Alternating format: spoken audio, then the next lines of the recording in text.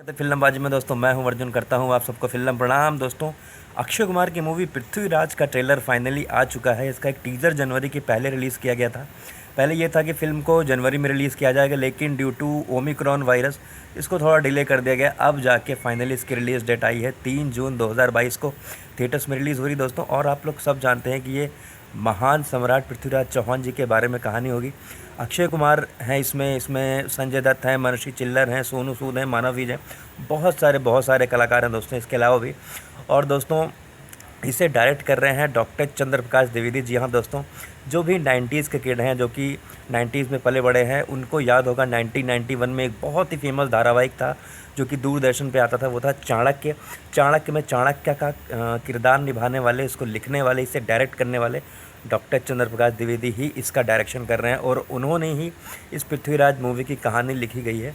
हालांकि ये एक महाकाव्य जो कि चंद्रबर दाई उनके मित्र और कवि थे पृथ्वीराज चौहान के, उन्होंने एक महाकाव्य लिखा था पृथ्वीराज रासो, उस पर बेस्ड है।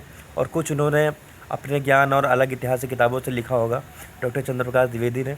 तो दोस्तों, पृथ्वीराज चौहान जी के बारे में जो लोग नहीं जानते हैं उनको मैं बता दूं कि पृथ्वीराज चौहान जो थे सम्राट थे दिल्ली के, और उसके आसपास के जो राज्य हैं जैसे हरियाणा, पंजाब, राजस्थान, यूपी, एमपी, इन सब क्षेत्र में इनका नियंत्रण था। 1178 से लेके 1192 तक इन्होंने राज्य किया था इन सब राज्यों में, और ख़ास करके दिल्ली पे दोस्तों बहुत सारे इतिहासकारों का इनके जीवन के ऊपर, इनकी लड़ाइयों के ऊपर बहुत सारे मत हैं, उन सब चीज़ों पे नहीं जाते हैं। तो 12वीं शताब्दी की कहानी बेसिकली इस ट्रेलर में, इस फिल्म में हमको दिखाई जाएगी दोस्तों। और पृथ्वीराज चौहान जो थे, इन्होंने, इनकी लड़ाई मेनली मोहम्मद गोरी से रही है। कई बार उन्होंने मोहम्मद गोरी को लड़ाया है, मतलब उनकी लड़ाई हुई है। तो तराइन के दूसरे युद्ध में मोहम्मद गोरी ने जो है पृथ्वीराज जी को हरा दिया था।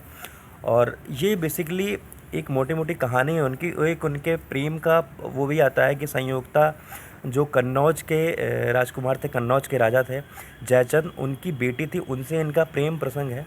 और उनको वो मतलब भगा ले लाए थे अपने साथ घोड़े पे बिठा के पीछे।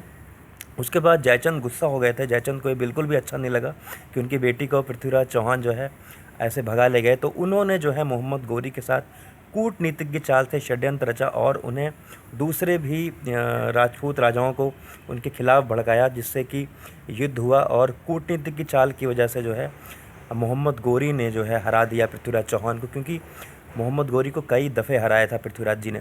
अब ऐसे इतिहास में बहुत सारे मत हैं कि कुछ में कहा गया केवल 2 लड़ाइयाँ हुई हैं, कुछ में केवल 8 लड़ाइयाँ, कुछ इतिहासकारों ने कहा कि 21 से 22 बार लड़ाया गया।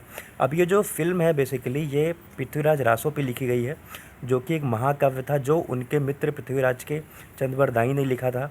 तो उसके ऊपर बेस्ड बताया जा रहा है, जिसमें कि ये कहा गया था, जो कि इतिहास से थोड़ा सा मतभेद है। उसमें कहा गया था कि मोहम्मद गोरी ने जो है पृथ्वीराज चौहान को मारा नहीं था, उन्हें अंधा किया था और उन्हें अपने राष्ट्र गजनी ले गया था।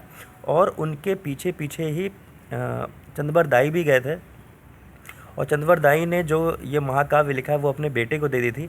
आगे का महाकाव्य उनके बेटे ने पूरा किया था। वहाँ पे जो है शब्द भेदी बाण चढ़ा के पृथ्वीराज ने जो है मोहम्मद गोरी को मारा था।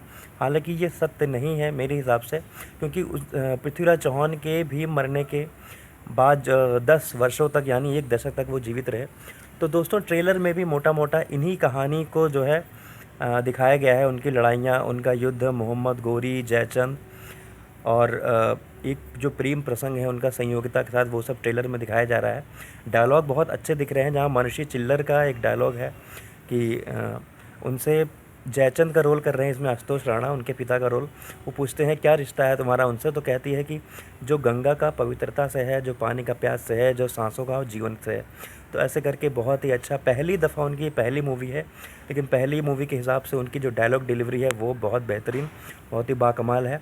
अक्षय कुमार यहाँ पे पृथ्वीराज चौहान जी के रोल में दिख रहे हैं, और उनका भी एक मुझे बहुत ही दमदार डायलॉग लगा, जो कहते हैं कि अपनी ज़िंदगी के बदले मैं सम्राट को, अपनी ज़िंदगी के बदले मैं सुल्तान को अपने वतन की मुट्ठी भर मिट्टी भी ना दूं।